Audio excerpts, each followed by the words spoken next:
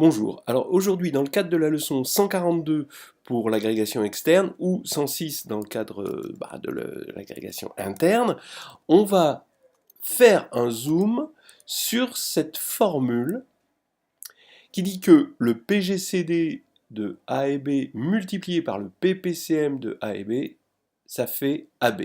A priori on peut le penser dans Z, l'anneau des entiers, mais il est intéressant d'en voir une certaine généralisation. Surtout, je trouve que c'est une jolie histoire à raconter, parce que c'est la montée au pouvoir d'une petite formule très anodine, par laquelle on va commencer, et qui, dans le contexte des anneaux factoriels, puis des anneaux principaux, va donner toute sa puissance. C'est-à-dire, imaginez un tout petit grain de sable qui, dans un super système, voyez, devient très puissant. Bah oui, c'est Tony Montana. Prenez M et N, deux nombres. Bon, bah vous savez que le min de Mn plus le max de Mn, c'est égal à M plus N. Puisque ce min et ce max, eh ben, à permutation près, c'est M et N. Donc vous voyez, c'est ça la formule anodine. Et on va voir sa montée en puissance dans l'histoire de cette formule. Donc, d'abord dans un anneau factoriel, bon, qu'on va appeler A. Bon, on va se placer en général dans un anneau et on verra quelle propriété de l'anneau on a besoin plutôt que de se placer sur Z, au moins dans un premier temps. Donc dans un anneau factoriel A, tout élément petit a va se décomposer de façon unique. Donc vous avez des nombres premiers. Alors attention, par exemple dans Z, les nombres premiers ils ont été choisis positifs. Dans K de X, ils ont été choisis unitaires, on les appelle les irréductibles. Dans le cadre général, il faut faire un choix de nombres premiers dans une classe modulo les inversibles. On en a déjà parlé dans les vidéos précédentes sur cette leçon. Bien, donc une fois qu'on a fait ce choix, alors il y a vraiment unicité à permutation près et on multiplie ici par un inversible. Donc, ce qui fait que beaucoup d'égalités vont être d'identité dans ces histoires d'arithmétique vont être vraies modulo les inversibles et il faut faire un petit peu attention. Donc, une fois fait ce choix de nombres premiers modulo les inversibles, ce choix de représentant, alors on montre que le PGCD de A et B, c'est le produit pour les nombres premiers de P puissance le min de cette valuation. Alors cette valuation, elle existe bien, nu P de A, par unicité de la décomposition, parce qu'on est dans un anneau factoriel. Et de la même manière, le PPCM, ça va être la même formule avec les max. Vous voyez qu'ici, on n'a pas mis d'unité, on n'a pas multiplié par une unité. On fait finalement un choix de représentants de PGCD et de PPCM. Ou si vous êtes dans Z, on dit que le PGCD il est positif, le PPCM est positif. Ou si vous êtes dans K de X, on dit que c'est unitaire. Voilà. Donc, qu'est-ce qui vient évidemment, il vient que le produit, ça fait AB. Attention, attention quand même. Mais bon, pour l'instant, le produit, ça fait AB. On retrouve donc cette formule-là à partir de cette toute petite formule qui est en train de monter en puissance, d'accord? C'est la première partie de Scarface. Bien. Alors, bien sûr, le bémol, c'est que en général, quand on regarde ça dans un anneau A factoriel quelconque, il faut voir que cette égalité est valable modulo les inversibles, et que si on est dans Z, il faut bien faire attention finalement que A et B doivent être positifs pour que ce soit vrai. Si A et B, si A est négatif et B positif, par exemple, cette formule, elle est vraie au signe près. Bien, alors maintenant, après cette première montée en puissance, on va voir la seconde montée en puissance. On va travailler sur l'anneau A égale Z pour simplifier les choses, pour qu'on reste groupé, on va dire, et sans perdre de généralité, on fera deux méthodes, une qui utilise vraiment Z et l'autre qui va essayer de vous convaincre que ça va marcher dans un cadre général, mais cette fois-ci d'anneau principal. Allons-y. On construit dans un premier temps le morphisme du lemme chinois, en quelque sorte. Donc c'est, je le rappelle, un morphisme d'anneau qui va de Z dans Z quotienté par A, croix Z quotienté par B, c'est le produit direct d'anneau. Ici, on a tout simplement X, la réduction de X modulo A et la réduction de X modulo B. C'est le morphisme du lemme chinois, hein, d'accord? Alors voilà, donc qu'est-ce que c'est que son noyau? Son noyau, forcément, c'est les éléments qui vont donner 0, 0, donc c'est les multiples à la fois de A et B, et on sait que c'est l'idéal engendré par le PPCM, parce que dire qu'on est multiple de A et de B revient à dire qu'on est multiple du PPCM. Donc, que j'écris comme ça, de A et B. Par passage au quotient, donc, bien sûr, on quotiente par le noyau, on va avoir un morphisme qui pour l'instant est injectif. Alors je vous rappelle que le théorème que tout le monde connaît du lemme chinois, c'est le cas où A et B sont premiers entre eux, et où donc ce PPCM c'est le produit, d'après la formule qu'on a vue tout à l'heure. Et donc, ici, par cardinalité, comme ici on va avoir le produit et ici on va avoir le produit comme cardinaux, on a égalité des cardinaux, donc l'injectivité implique la surjectivité. Mais ici A et B ne sont pas premiers entre eux et on a juste une injection, évidemment, et on voit même qu'on a une réciproque du lemme chinois, c'est-à-dire que si A et B ne sont pas premiers entre eux, alors ça c'est strictement plus petit que ça, d'après la formule précédente, en cardinal, et donc ça aura aucune chance d'être surjectif. On a le théorème complet, si vous voulez, du lemme chinois, qui dit que si A et B sont premiers entre eux, alors on a un isomorphisme ici, avec ici, ça c'est A fois B, et réciproquement, si on a un isomorphisme de Z sur AB dans Z sur A croix Z sur B, alors A et B sont premiers entre eux. C'est intéressant d'avoir ce deuxième morceau. Mais là, on va regarder, on va essayer de comprendre l'image de phi. Et c'est difficile de comprendre les images, donc on va avoir un peu de travail à faire. Donc on rappelle que si D divise A, l'idéal engendré par A est inclus dans l'idéal engendré par D. Donc diviser, c'est contenir, d'accord? C'est l'adage. Il faut bien s'en souvenir de ça, ça sert souvent. Et cet idéal, c'est le noyau de la surjection canonique ici, hein, qui à X donne sa réduction modulo D. Donc, ça veut dire qu'on a un passage au quotient, d'accord? On peut passer au quotient sans avoir une injection, évidemment, mais par l'idéal engendré par A, puisqu'il est inclus dans le noyau. Donc on va avoir un morphisme ici, de Z sur A vers Z sur D, qui envoie la classe modulo A vers la classe modulo D. C'était pas évident qu'il soit bien défini, mais grâce au passage au quotient, grâce à cette inclusion, il est bien défini. Donc maintenant je vais poser D, le PGCD de A et B, psi le morphisme surjectif, qui va envoyer, donc là maintenant on va partir de là, et on va aller là-dedans, ça envoie le couple XA, YB sur XD moins YD, parce que tout ça c'est bien défini, d'après ce qu'on a vu tout à l'heure. Parce que D divise B, évidemment, D c'est le PGCD de A et B.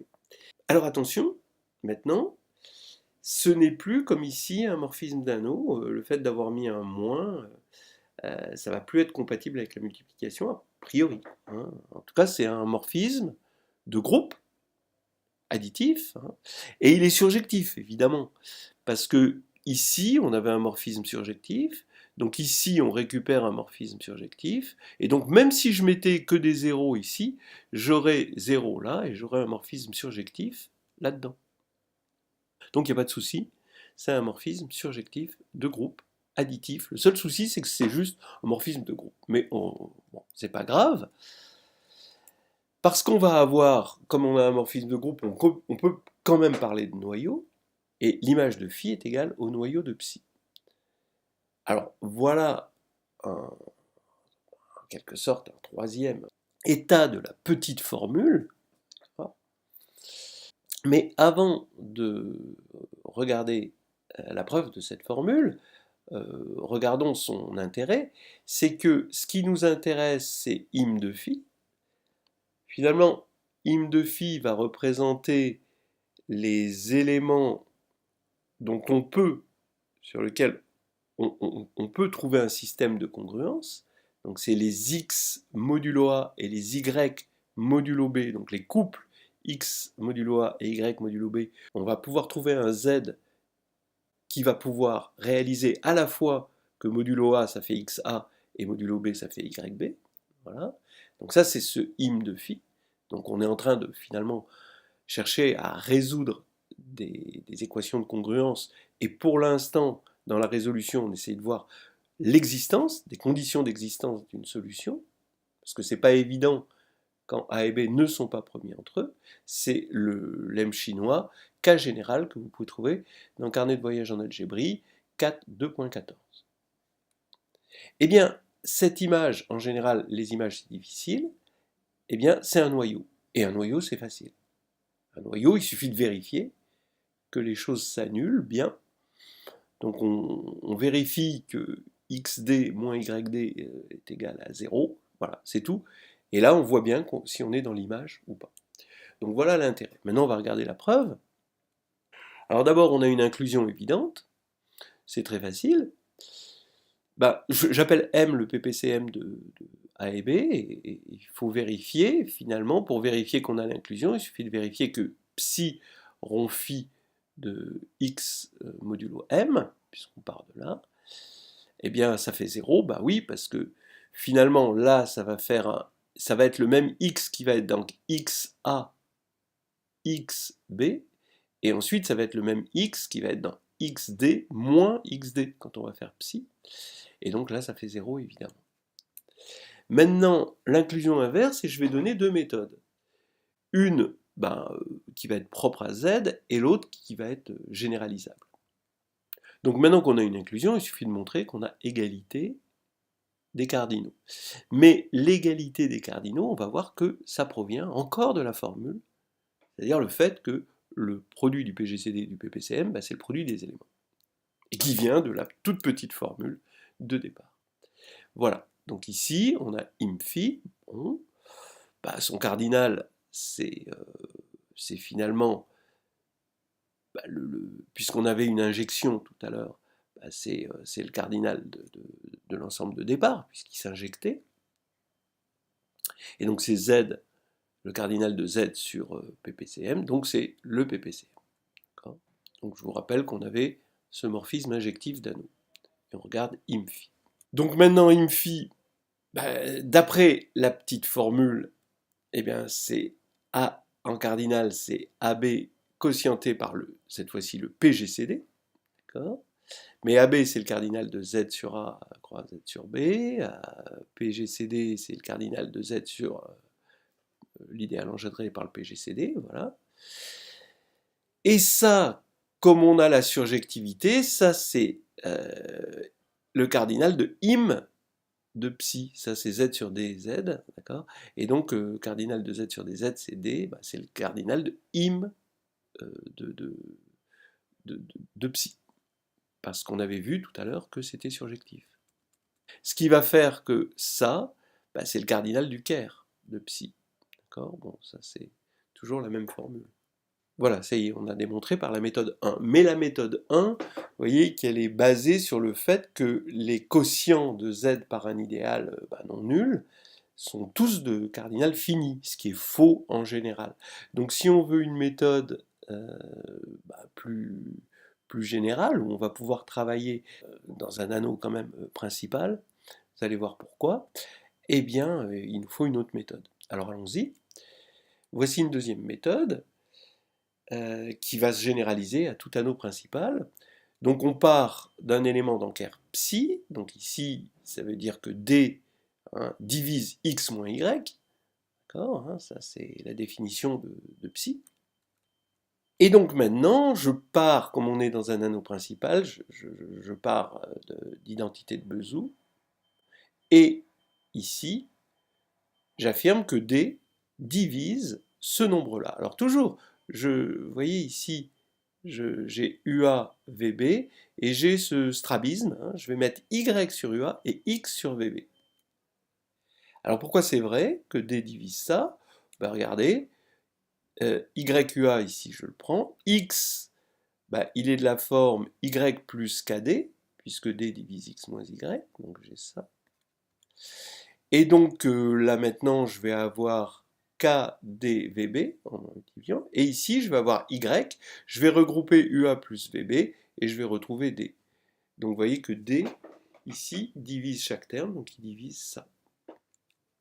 Donc maintenant je vais regarder le quotient par D, donc j'ai KVB plus Y, il est congru évidemment à Y modulo B. Voilà.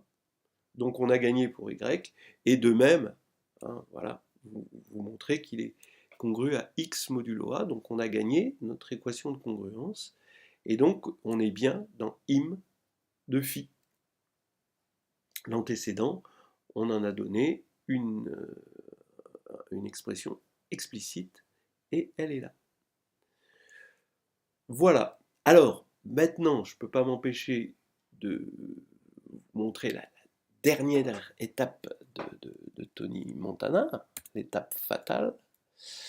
C'est la suivante, regardez, attention les yeux, si A est principal, alors ceci, bon, oubliez la parenthèse là, est une suite exacte. Voilà. Vous voyez ce que ça veut dire? Peut-être pas. Alors je vais expliquer. Suite exacte, ça veut dire que chaque flèche va vérifier que l'image est égale au noyau de la suivante, de la flèche suivante. Voilà. Donc ici, vous avez 0. Bon. Bah, le fait que 0, l'image, ça fait 0, c'est le noyau ici. Ça veut dire que c'est injectif. C'est ce qu'on avait dit. Et ici, l'image, c'est le noyau de ça. Le noyau de cette application nulle, bah, c'est lui tout entier. Et donc, comme l'image est égale au noyau de la suivante, ça veut dire que ça, c'est surjectif. Donc, ça veut dire qu'on a ici phi qui est une injection, ici psi qui est une surjection. Ça, on l'avait vu. Mais maintenant, tout va se passer ici. Bah, l'image de phi est égale au noyau de psi. Voilà. Donc finalement, on voit dans un langage, alors on n'est pas dans le langage catégorique, mais on est quand même dans un langage des suites exactes de groupes.